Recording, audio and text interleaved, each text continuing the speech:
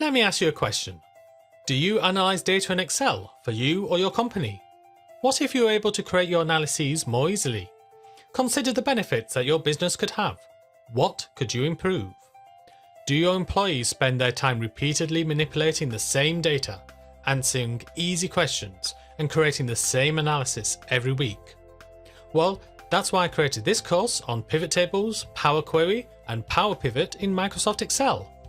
Expand your pivot tables, add slices and timelines, connect them together to create a dashboard, and add conditional formatting and advanced calculations. Stop wasting hours doing things inefficiently. Manipulate data from multiple sources. Let the computer manipulate any updated data. Create a model for multiple queries, and add additional calculated columns and measures.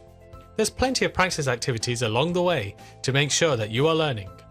As a bonus, download PDF guides to M and DAX languages. Also, download the course onto your iPhone, iPad or Android device so that you can learn on the move. And this course is backed by Udemy's refund policy. Hey, if you don't like it, return it. So what have you got to lose? Let's start learning.